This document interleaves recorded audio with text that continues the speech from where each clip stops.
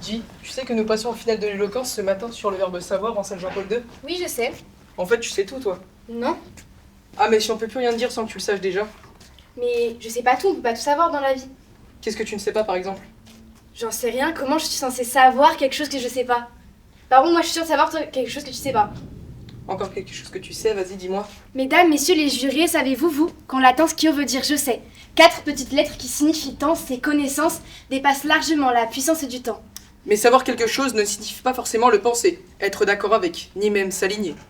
Affirmer l'existence de quelque chose, la valider, en être sûr et persuadé.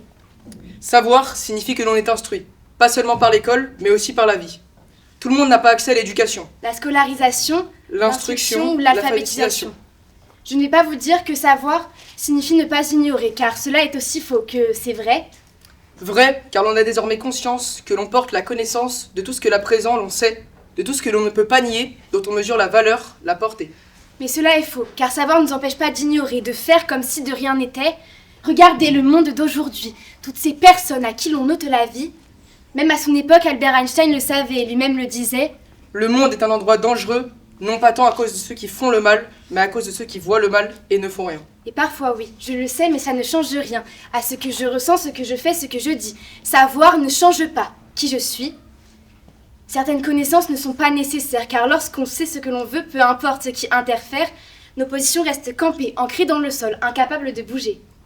Il faut avoir une de ces forces mentales pour réussir à partir lorsque l'on sait.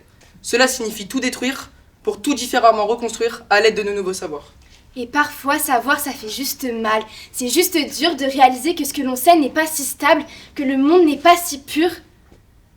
C'est vrai que mon monde n'est plus si brillant de savoir, il est devenu bruyant de croire. Et apparemment, certains sont masochistes, car tout en sachant que faire semblant de ne pas savoir appuie sur leurs blessures, font ceux qui n'en savent rien, préférant se faire passer pour des durs. C'est plus simple parfois, comme répondre je ne sais pas, comme simple réponse à une question. Parfois pour éviter, pour laisser espérer. C'est plus facile de laisser le suspense planer Que parfois directement assumer la réalité, profiter de la tranquillité hésitante, avant les révélations palpitantes, nous laissant le temps de trouver des excuses, d'arranger la vérité. Savoir le futur, c'est être voyant. Mais que faire lorsque l'on ne sait même pas le présent, dire que l'on sait ce que l'on fait alors que pas vraiment, que l'on est plutôt en improvisation, constamment.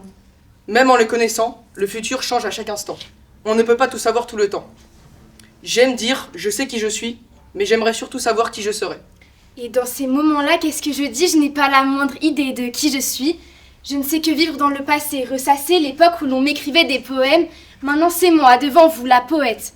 Alors en fait je sais tout ce qu'il me faut, et je ne sais rien en même temps. Et même sur le Parthénon d'Athènes, Socrate l'avait écrit.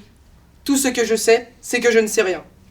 Finalement, est-ce vraiment si important? Dès maintenant, je laisse mon savoir de lui-même évoluer, me porter, me faire avancer et me permettre de grandir.